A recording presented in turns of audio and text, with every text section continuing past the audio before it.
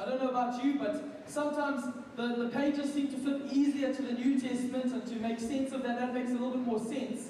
The Old Testament, sometimes the narrative, we get a little bit lost in the big storyline of what is actually going on in the Bible there. Anyone ever been a bit confused or lost in the Old Testament? Ever? Yes, thank you for humility. Thank you sir. It's always helpful, otherwise it's like, well, maybe it's just for me. But just wanting to help us, this term, for 6 weeks, we're wanting to put some big building blocks in place and help us find out how the Old Testament works together. And as we planned, I'm so excited for it. I think it's going to be incredible. At its fundamental level, it's basic, but at the highest level, I think it's full of revelation and truth that will inspire you to hopefully get stuck into the Word of God like never before. That's our biggest prayer, is that actually after this, after every night, you'll be ready to go and read more and more and more and more of the Bible. Even prepping for this today, I must be honest, I'm so excited about the Word of God. I'm like, oh, I just want to do more. This is exciting. So thank you for joining with us. I really pray that your appetites will grow even more. Just very quickly, a bit of preface of how each evening will work before we get to the meat of the evenings. Each evening, if you're unfamiliar, we're going to have 2 sessions each evening, and the way we're doing it, we've broken up the New Old Testament into big 6 chapters, big 6 chunks, and I'll explain it now. I'll show it on the screen behind me now. But before we get there, each night we'll have 2 sessions. The first session will be prefaced with a short 5-6 minute video, which outlines the chapter, the big narrative, what's going on. The section after that, for 30 minutes, somebody will tell the narrative version, the stilled version of what is going on in that chunk of scripture, in that passage, those few books.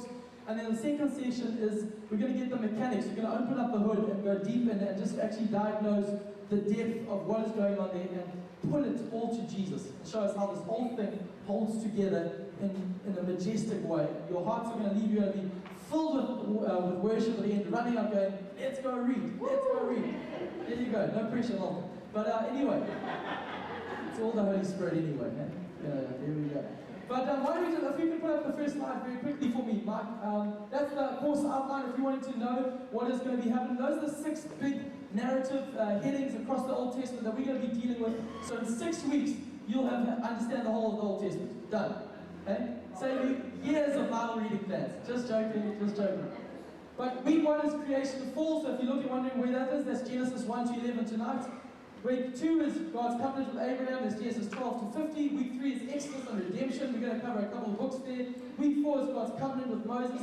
Week 5 is sacrifice and atonement. And then week 6 is exile and promise of restoration. I'm already excited. Salivate already. If you go to the next slide very quickly, this is an overview. If you've got Unlocking the Bible, you would have noticed this on page 11 of that. But don't worry if you have not got those.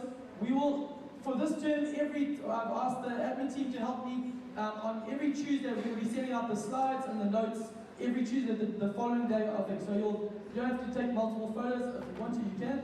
But this is just a bit of an overview of what we're going to be working for. We're going to be having an overarching view of how the Old Testament holds together.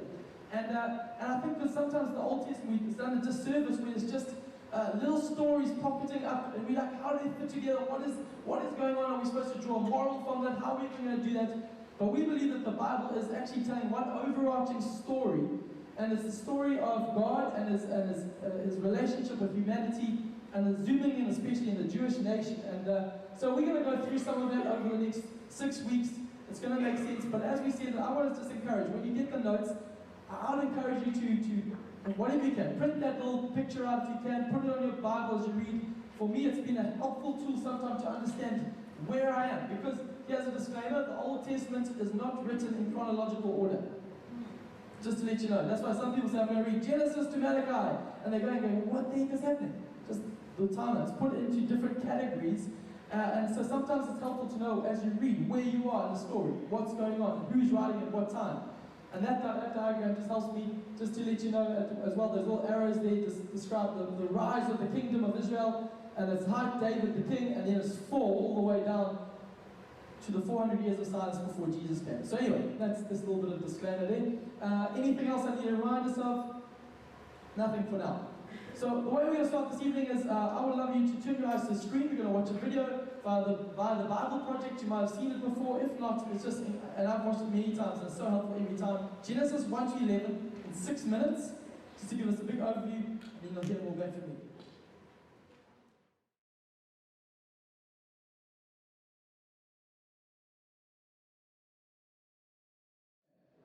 Then we'll show it at the end.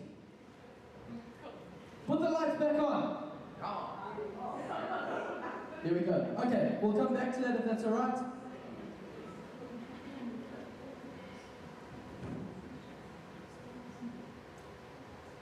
Lovely to see you all. Always good, always good. But so we'll come back to that video, but we'll see in that video out as well, the link so you can watch your own time. Because I don't know if you know the resource, the Bible Project, guy Tim Mackey and his friend and his team out of Portland in America, they've put together incredible resources on how to understand the Bible. And if you've ever struggled with the Bible and understanding its context and what it's actually about, the Bible Project videos are an incredible tool. They've got every single book of the Bible, they've got the big themes, the big narratives, in 6-minute video forms with just cartoon drawing graphics. It just brings such revelation. I see that, yes, for the cartoon, yes. I see that hand. Anyway, with that said, let's pray and then let's get stuck in this evening. Father, I thank you for the privilege that we get to gather tonight on a Monday evening and dig into your word. I pray, Jesus, would you help us? We say it almost in jest, but actually with huge truth. Without your Holy Spirit, we can't do anything. So Spirit of God, would you illuminate the word of God to us in a new way? Would you give us eyes to see what you are saying, what you're doing? Would you give us ears to hear what you're saying? Give us hearts to perceive and understand. I pray, God, for the spirit of wisdom and revelation to settle on us. So that as we read, as we discuss, as we lean in, would you make the black and white leap into color in front of us? I pray this for all of us here, in Jesus' name. Amen. Amen, amen, amen. So, just wanted to give us some introduction. What we are going to be doing is wanting to give us some tools on how we can read the Bible better, read the Old Testament with confidence and with clarity and understand what's going on there.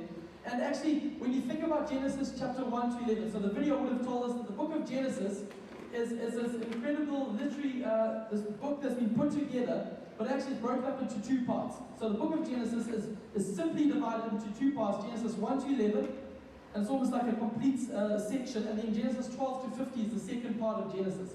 So you have to understand that that's why we're dealing with Genesis in 2 parts for the first 2 weeks here, because even though it's one book, there's 2 big distinct parts of it. So Genesis 1 to 11 is where we're going to be zoning in here. And actually those few chapters are actually the most widely read chapters in the Bible, because we know many Christians have many false starts. They start the Bible, they start Genesis every year, and then they probably stop by January 11, and then they rest till next year. But this year, so they're most widely read passages, and actually they're probably the most misunderstood chapters in the Bible. How do we know they're probably amongst your friends, or even in social media world, or the world at large, probably the chapters that cause the most arguments, the chapters that cause the most controversy in our culture and debate. And I think sadly, the church often will trot these scriptures out when they're wanting to, or people will trot them out when they want to have a debate and a discussion and a controversy, when actually I think there's something so much more beautiful that's going on here than just an introduction to God and his relationship with humanity. We treat it as if it's this manual book or this textbook. Let's bring out, what does it say, and argue over it. But actually there's something beautiful going on there. And we want to unpack that for us this evening. And actually, as I was thinking about it, I had this image of, imagine, some of us might have been there, I think the Pringles, you might have been in the place, but imagine us here. I'm not a big art aficionado, but standing in front of the Mona Lisa. And you're standing there. Hello, Steve. Nice to see you. It's my friend, sorry. You're all my friends, but he as well. He came late. No coffee for you. But imagine us standing in front of the Mona Lisa, 2 people standing there, and by Da Vinci, and it's this incredible painting, this world-renowned painting. But imagine leaning in and having these 2 people looking at this painting, but they're actually not marveling at the painting, they're arguing about minor details about the painting. They're arguing about, there's an argument, is it painted in 1503 or is it painted in 1506? There's an argument about that. They're arguing, no, 1503, no, 1506, this is the reason why it's 1506. No, this is the reason 1503. And then they're going on and they're arguing about all the different ins and outs. What size brush did Da Vinci use? Who is Mona Lisa anyway? And they're not actually, in all these arguments, they're doing all the great arguing, they're very intellectual, but they're missing the point of marveling at the painting, which is outstanding, which is this incredible work of genius the way he frames the way with the lighting, the way of texture, just this incredible painting. And I think so often we can approach these chapters with that mindset, and yes, we're not now brushing over them. There's some questions that we'll dig into, and Malcolm will get into them. But I think firstly, I want us to pause and take a step back and marvel at this work of art. I've said it before, but this thing is a work of art. And I pray that your hearts would swell, and actually, this thing is genius. There's no doubt in my mind that this thing was put together by the Holy Spirit. Yes, it was man wrote it. Man was involved in writing the different books, but there's no way that the way they wrote was apart from the divine inspiration of the Holy Spirit, the one who orchestrated all their stories, all their narratives, all their contributions to tell one unified story. And it's a beautiful, beautiful thing. So this evening, I wanted to say that it's, without understanding these first 11 chapters, it'll lead us to misunderstand a lot of the Bible. What I say about that is, imagine if you've ever read The Lord of the Rings, anyone? The trilogy. It's like just thousands of pages by Mr. Tolkien. And you can imagine you read the first book and you're so excited about it. You tell your friend, these books are amazing. And then you just hand them the second book, or for somebody who's millennial, the second movie. Why read the book when you can watch the movie? But you watch that and you put, watch how amazing. They've not got any clue of the Hobbit or all that's gone on before, even the first book, The Fellowship of the Ring. They've got just the second movie in front of them. And the second movie starts with the heroes, the characters of the story, running in a field.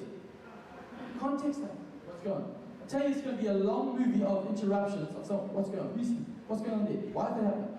Why is this obsession with the ring? It's just a piece of jewelry. It's so stupid. When if you watch this, it's a terrible analogy, but it's helpful for me.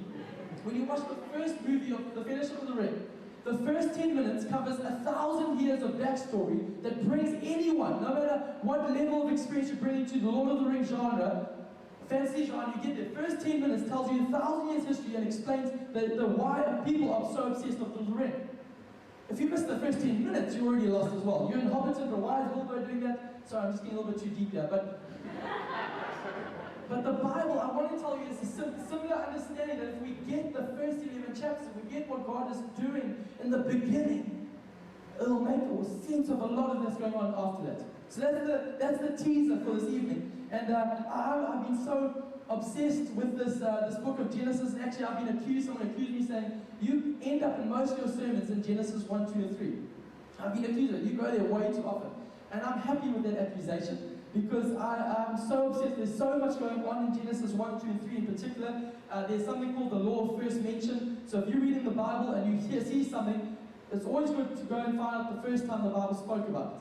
So we often make statements about things, people get in trouble by making statements. This is how God works. Well, let's see what God's original intent was. So it's always a good place to go back to the beginning, what happened at the very first. So I want to take us there very quickly this evening and give us a little bit of an outline of Genesis 1 to 11. This is my attempt at outlining it on the screen here. If you want to know some of the headlines, and we'll unpack some of them, some of the words there, Malcolm will explain them a little bit later to us. But those are 11 chapters, in a nutshell, what God is doing in the first 11 chapters, in the first stanza. But I want to start with the very, very beginning. The first 3 words, in fact. And it starts with this amazing phrase. It says, the Bible starts with these words, in the beginning. Now, I want to help us this evening that actually, the words in the beginning there, they're words that should, I've said this many times, but I think we need to understand it. We approach it sometimes as if it's a textbook. If we did that, surely God would have told us the exact date, rather than just saying in the beginning. But actually, when we look at the Hebrew language, there's a word there. I want to teach it to you tonight. It'll be on the screen behind me. That word, the phrase in the beginning, is translated Bereshith. I could have got in trouble saying that word. Bereshith. Could have offended many bears. Anyway, that's not the point. Anyway, let's move on. Sorry. But that word Bereshith is better translated way back when. I think that's amazing. From the get-go, the Bible comes with this poetic word. The first 3 words are very poetic to us. And in our culture, modern day culture, those words would be synonymous with once upon a time, or for the nerds amongst us, in a galaxy far, far away. But jokes aside, that is what the intention is supposed to do. The author of Genesis is not giving us ultimately a chronological timeline. He is inviting us into a story. the first words are not saying, here's a biological assessment of how the creation would go. The first three words are, welcome to the greatest story. In the beginning, lean in. Its intention was for us to lean into a story, a big narrative that is going to be happening. And very quickly it moves on. It says, in the beginning, God. Don't worry, we're not going word by word through the whole book today. But just so profound that actually sometimes we can read stories and we find the main character only halfway through, or movies when they only bring the hero in later. The Bible has the main character at word number 4. In the beginning, God. Sometimes you can just read those 4 words and be like astounded. And we'll unpack that more as the evening goes on. But I want to say, at the very beginning, we are introduced to the author and the hero and the centerpiece of the whole book in the page 1, line 1. God. So what that suggests to me, just to remind us again and again, this book ultimately, as much as those things may sound good, yes, they have helpful guidelines for life, but this is not your manual for life. It's not basic instructions before leaving Earth. Those things are helpful, they're good acronyms, but ultimately, this book is not for you. It's not ultimately about you. It's about Him. It's about Him. He is the centerpiece. God. In the beginning, God. And I love that. It's a story about God and His relationship with creation and humanity. And it says, in the beginning, God created. Just if you pause and you read that first line again and again, it's just so rich. In the beginning, lean into the story. God, this hero, created. How many ways God could have introduced Himself? He could have introduced Himself as judge, as father, as you name it. You could go down the list of Lord Almighty. But it's in the beginning God created. The first act that we see of God, and I've said it again and again, is that we see God as an artist, a creator, a gardener. The next thing it says, in the beginning God created the heavens and the earth, and tells us the state of what is going on, they're empty and formless. Now I want to teach you at rapid fire this evening those words, empty and formless. It's another word called tohu vohu, and I love that one. It sounds like a Samoan rugby player. Tohu vohu. It's not. It's an Aramaic word meaning empty and formless. But actually a great translation of it, a rendering of those words, in a poetic form is that the land was wild and waste. I just love it. In the beginning God created the heavens and the earth. It was empty and formless. It was tohu vohu. It was wild and waste. So it's supposed to create an image in our head of like a desert. Do you know what you think of? In my head I see tumbleweed going through. Maybe I've just watched too many movies, but it's supposed to create the desert-like understanding. An uninhabitable wasteland. We spoke at church last week, if you weren't there. It's empty, formless, and darkness. Cover the deep. The word darkness is choshek. Won't waste time on that this evening or spend time there. Choshek meaning a depressed state, meaning a dark, illuminated state. But something that's so profound as I was reading this, actually for the first time I saw it, it says, empty and formless, tohu vohu, giving us a desert illustration, and the darkness covered the deep. What is deep talking about? The deep. Water. So it's like this bizarre understanding that it was empty and formless, desert and water. That doesn't go together. It's just bizarre, this empty state. It's just amazing. So I just find this stuff fascinating. I just think when we get there's so much going on here. And actually for a Jewish audience who would have grown up on a little strip of land that's green or evergreen called Israel, to the east, present-day Iraq, Iran was just desert. And tohu vohu. To its west, Mediterranean. Just a thought. I'm just saying, I think sometimes we approach it with a Western mentality. Even as we read, often when I read it, and it says, and He created the heavens and the earth. I close my eyes and I picture the earth, an orb-like state. We go earth. Now, when I say earth, what do you think of? That picture. You know, the picture from the sky. That's only been available to humanity since 1960, that picture. To a Jewish audience, it's a different understanding there. So just, I think sometimes we've got to read with context what's going on here. And something inside of me starts to birth, and I just want to move on very quickly and just tantalize you a little bit. It says this, there's darkness covered the deep, and the Spirit was hovering over it. The deep, my Spirit was there. I always love the fact that actually it's empty, formless, and dark, but the Spirit of God is there, present in that moment. He's not ashamed or nervous of empty, formless, dark spaces. The Spirit of God is there in that one moment. And the word for spirit, very quickly, is this word called ruach. It's not on the screen, but it's spelled R-U-A-C-H. Ruach. Now, in our language, we've got many words to describe the Spirit. If you read the New Testament, it talks about, they'll use words like breath, wind, spirit. In that language, there's one, ruach, and it means wind, breath, spirit. All three in one. And as I was thinking that, I was just thinking, if you want to know what ruach feels like, the breath of God, just take your hand and just breathe on it very quickly. Did you feel it? Did you see it? No. But how was that breath manifested? You opened your mouth. The incredible thing as I read, it says, in the beginning, God, over the deep, the Spirit was there. Very next line, and he said, he spoke. Ooh. The Trinity is unpacked in the first few lines of God, the Spirit, and Jesus, who knows the word from John 1, as God spoke the word, said, let there be light. The Spirit of God ignited that. It's just fascinating when you just lean into the first page of the Bible. You could rest there, and that could be about 10 sermons right there. We don't have time. But there's enough, I hope, just to start digging in. But as I start to reading this more and more, if you follow the trend, I just want to tease you a little bit this evening, that I love these things. As I understand that the Bible is, again, my whole major point here is to tell you this is a work of art. This is not a work of hard manual instructions. This is a work of art that's to be marveled at and entered into and allowed to develop your whole life. Is that actually when we see the Spirit at work, empty, dark formless, the Spirit of God hovering, He speaks, and life comes. People, I'll get into it later, but some guys are the Big Bang. And I leave that stuff up to clever people. But I'm up to suggest that there was a pretty Big Bang, where God spoke and the creation exploded into life. It wasn't a quiet affair, I'm pretty sure. But boom, life came into existence out of empty, formless dark, the Spirit of God there, Jesus spoke.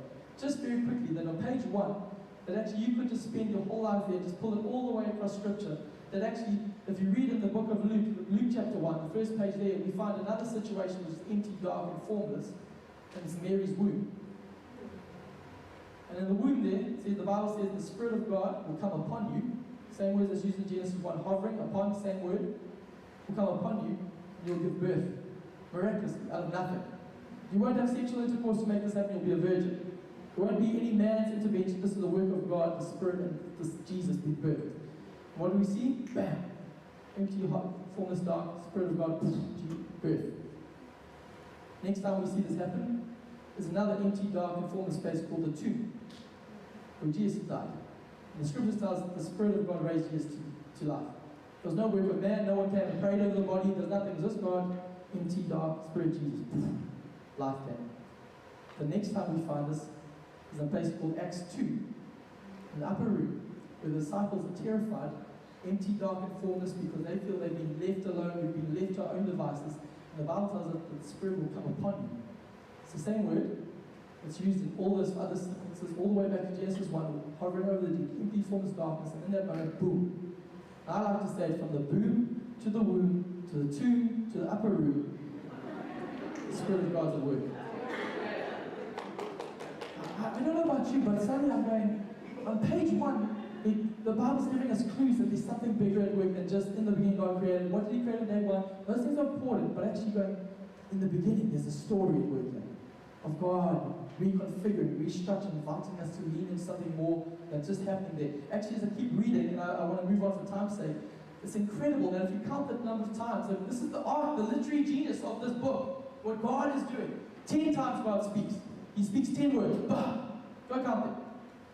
Incredible thing. Just this is for free. In the book of Exodus, when we get to the part where what we call the 10 Commandments, just to let you know, in the original language, in any text that you go read now, that word commandments has been inserted by man hands.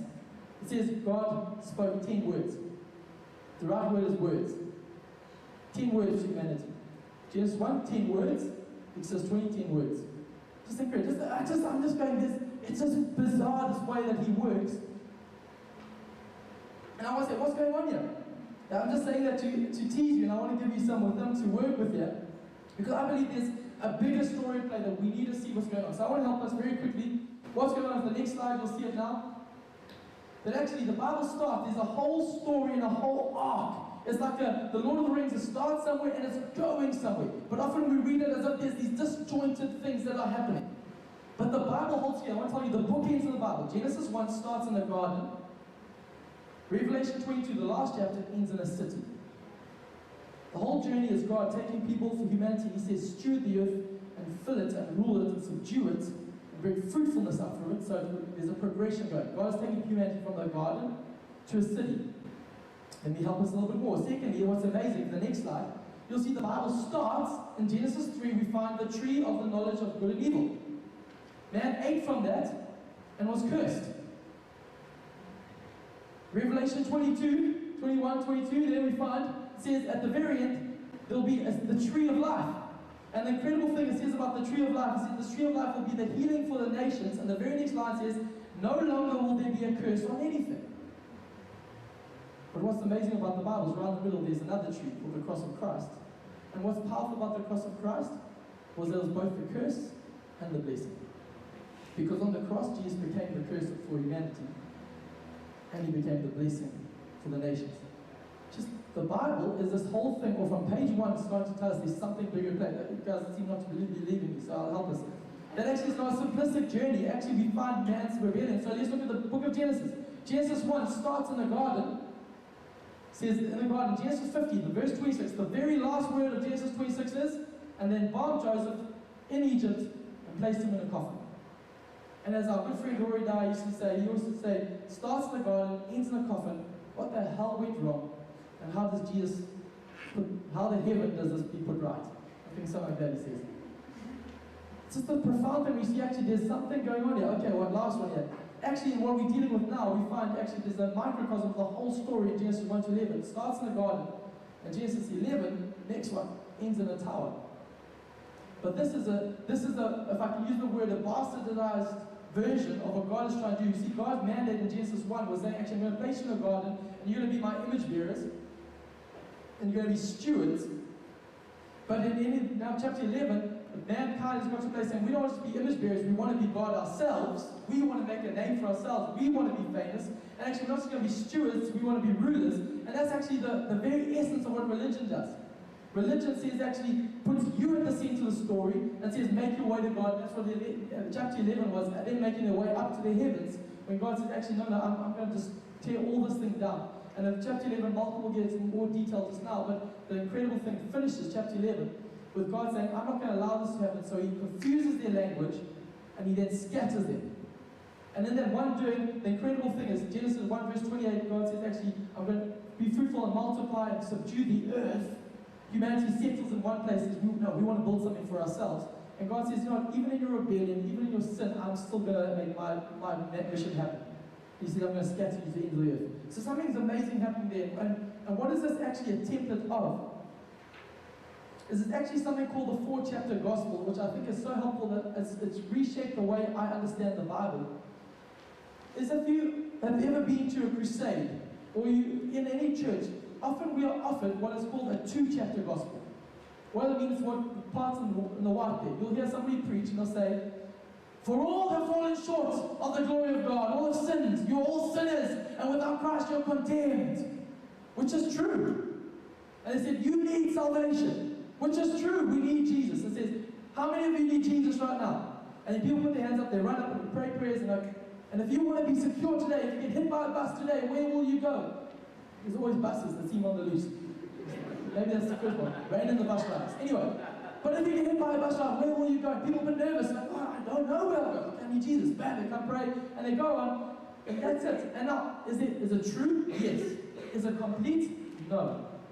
You see, the Bible doesn't start in Genesis 3 with man, the fall of man. It starts in Genesis 1 with the creation of man made in his image. And the Bible doesn't finish in John 20 with Jesus risen from the dead. Hey! It ends in Revelation with him coming back to a city and actually saying there will be a new heaven and a new earth and we'll rule and reign with him there. You see, we have to understand this. Why is this important? Is actually, when we just understand it's a 2-chapter gospel, the whole story leaves us biding our time here until the rapture comes. It leaves us going, so what's the point of us being saved then? If we just being saved to get to heaven, it would be much easier if then right now say, give a life to Jesus, amen, and we go, bam, cool. Who's next? Because it's going to be with Jesus. It'll make it much easier. I don't have to battle with my sinful nature. I don't have to learn obedience. I don't have to love my neighbor. Oh, some of those things are hard. But actually, that's why churches get so obsessed with the rapture. And we can get there in time, but I'm just saying sometimes I think we forget that there's a bigger story there, that actually we're all waiting for an escape route. God said, no, I'm going to use you. My mandate is that you're going to rule and reign with me. Genesis 1:28. Not giving you an escape hatch, or we're going to rule and reign the new heavens and new earth. Because Genesis 1:28 has not been finished. Anyway, just some thoughts here. But actually, when we just have a 2-chapter reality, then it creates also an us and them reality. Because all the fallen, so there's the pagans. Let's pray for the pagans. Correct, in one level. But actually, it also distorts an understanding of social justice or generous justice or whatever word about loving the broken, the lost, the hurting, because then we end up doing it out of a level of guilt. When actually, if we understand the creation or that actually people, everybody's been made in the image of God, we view people as both sinners but also as in the image of God. It changes everything when we start to realize that actually this whole story has got the creation narrative in the fall, and then God's rescue plan and how He's going to redeem His world. But it doesn't end there. He says, I'm going to redeem you so you can be playing part in the restoration of all things.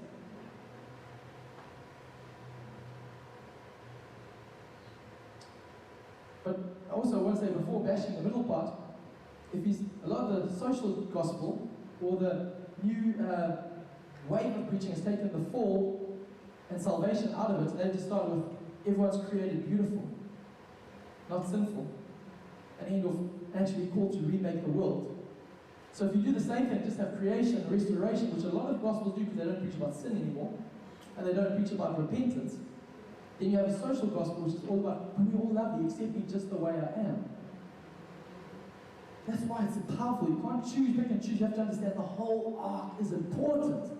Because otherwise we lean into legalistic, escapist, weird theology on this side, or we lean into liberal, wild, just whatever, make it up as we go, and everyone's okay, and all paths lead to Rome on the other side. When actually there's a whole track outline, and actually we understand this is a grand narrative that God is talking about, the whole earth being restored.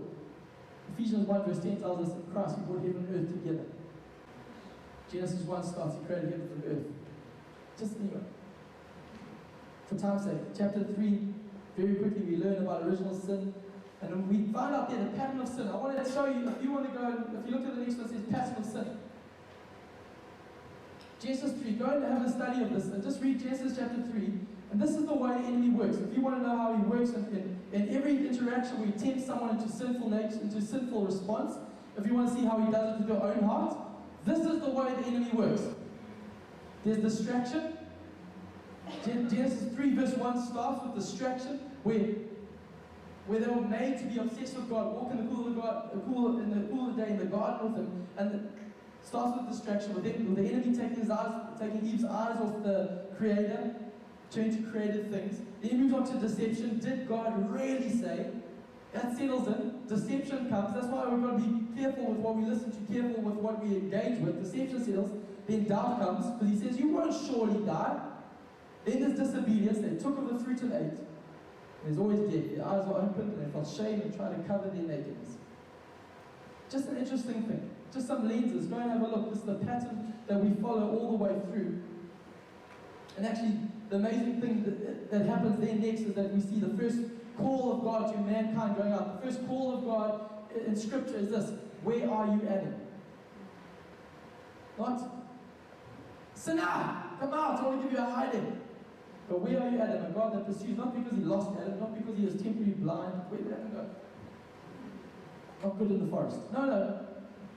God knew where they were, but He's calling them out. Come on, come back to your purpose, come back. And God came because He said not to expose them, but to clothe them. He clothed them with animal skin, and we get Genesis 3:15, the first proto-evangelistic scripture that tells about Christ. But the amazing thing I love is actually Genesis 1 show where we see the whole thing. You can just, if you ever want to explain it, you see that mankind, the sin into the world, blame and hiding happen. What happens with us whenever we sin? We blame someone else, we blame our spouse, we blame our circumstance, we blame our disease, we blame our work, we blame the economy. That's why we blame our sinful nature, we blame the devil, Satan made me do it, we blame anyone but ourselves. And then we hide it. It's not as big a deal. We hide things, we delete things, we cover up things. The very nature of man's response happened in the very first page, second page of the Bible. And it says they blamed and hid in the trees, naked, ashamed, and hiding in the trees. The amazing thing that we find is that we've got a Savior, Jesus, who was crucified on a tree naked, taking our shame, but unashamed to call us his brothers, as Hebrews 2 tells us. Just this incredible understanding of the fiction man, but always the cure is Jesus, always the cure as you look at Scripture. And the amazing thing is I keep reading, and if you want, that's where in 1 Corinthians chapter 15, they start unpacking this thing of Jesus being the second Adam. Adam is the sinful man, and then we talk about the second Adam. And the amazing thing, if you want to understand it, in Genesis 3, the Bible is a work of art. It's incredible. Genesis 3, what is lost in the garden, Jesus, the temptation that Adam fails at. Adam and Eve fail at, the deception, all that whole thing, all the way up to death. We find what is lost in the garden, Jesus restores for us in the desert.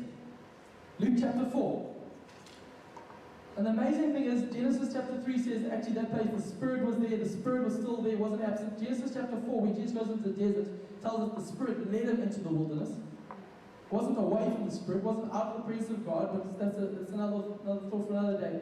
But the amazing thing, if you then follow the pattern, what the enemy does there, it says, if you are the Son of God. You could have really transposed the conversation again over Jesus' conversation. Did God really say, if you are the Son of God? Because what the first Adam lost, the second Adam put right. You cannot help but see Jesus on every single page in the story. For time's sake, Genesis 4, the first thing that happens outside the garden is brother turns on brother. There's radical individualization.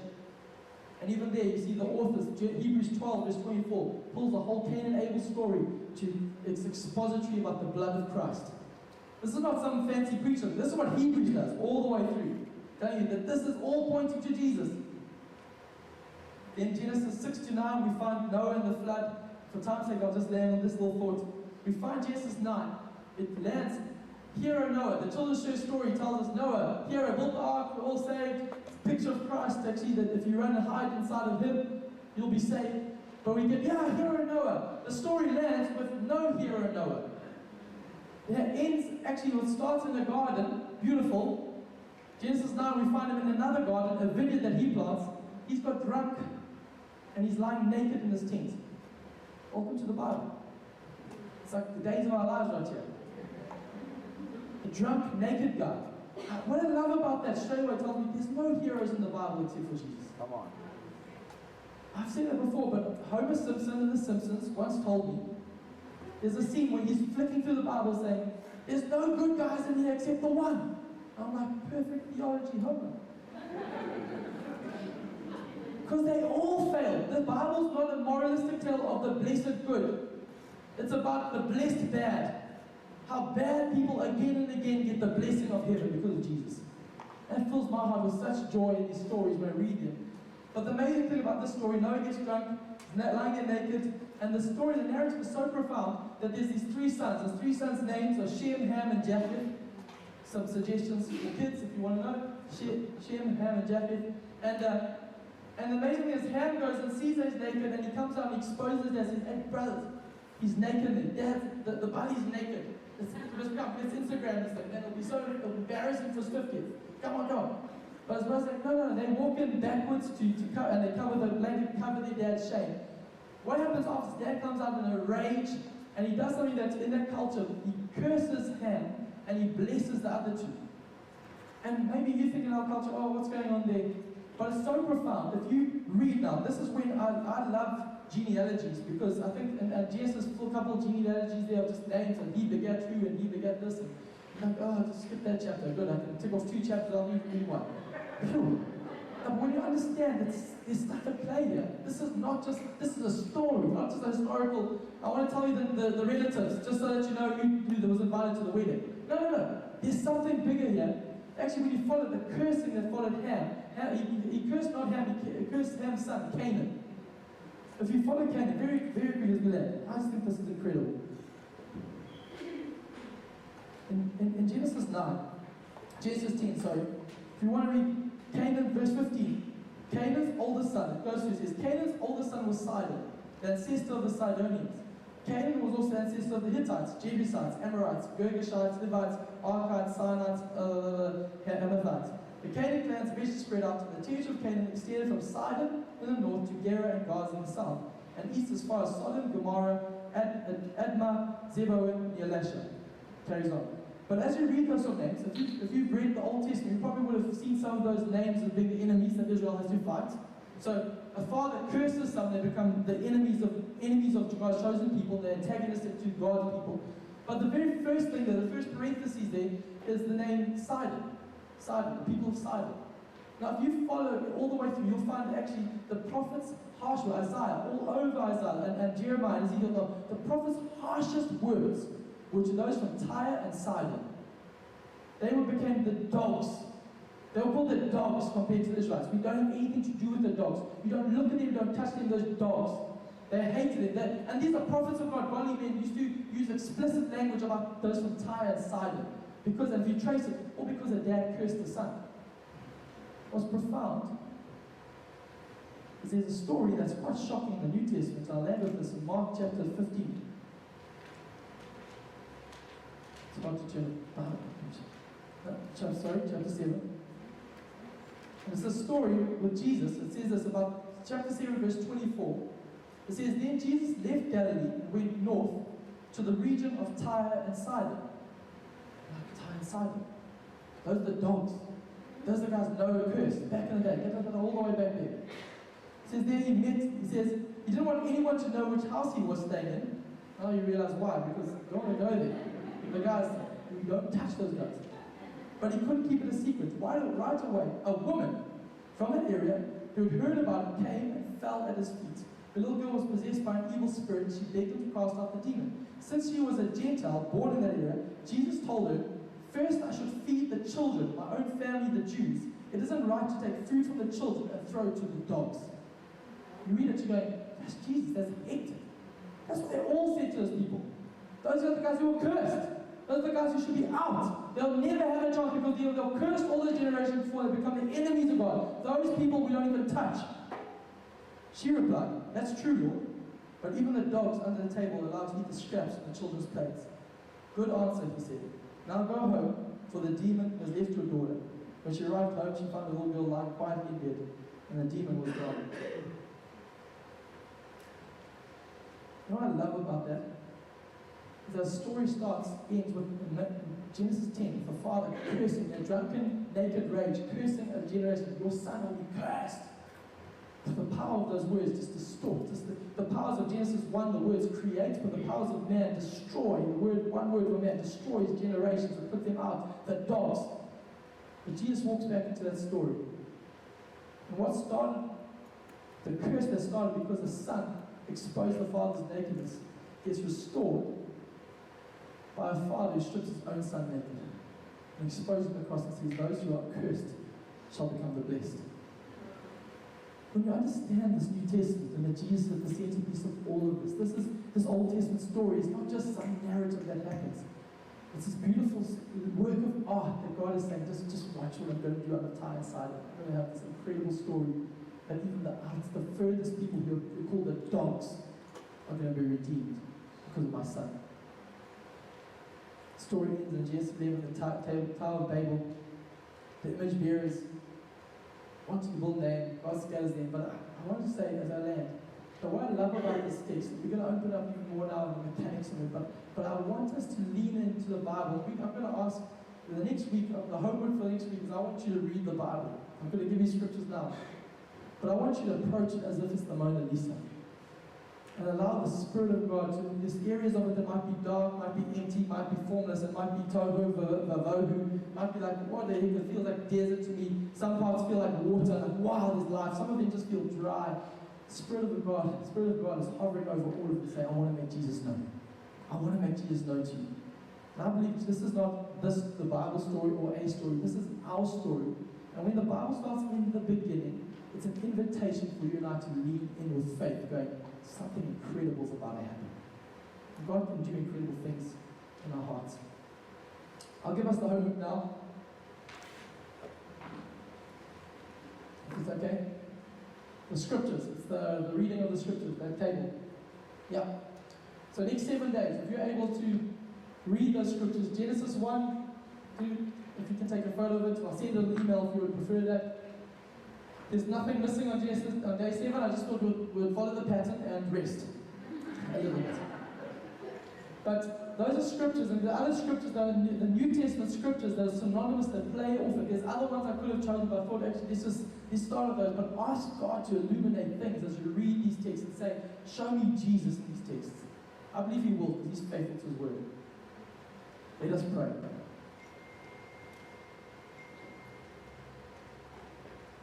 Father, I thank you so much for your word. I thank you, Jesus, for the privilege of standing with a microphone talking about your word. God, we tremble before your word because this is a work of art, this is a work of genius, this is but not something to stand away from and go, wow, that looks cool, but actually something to engage with, but actually you allow us to meet you, experience you, fall in love with you, have our lives changed by this book. I pray, Father God, awaken our hearts to dig into the scripture, to allow you to speak. I thank you, Father God, that your word is perfect. Thank you, Father, that we would be changed by it as we live into it. Because in the beginning, God created the heaven and the earth. His empty and formless, and darkness was over the deep, but the Spirit of God was hovering over the deep. You're hovering over your word now, waiting, God, for faith to ignite and life to erupt in our hearts. I thank you for this in Jesus' name. Amen.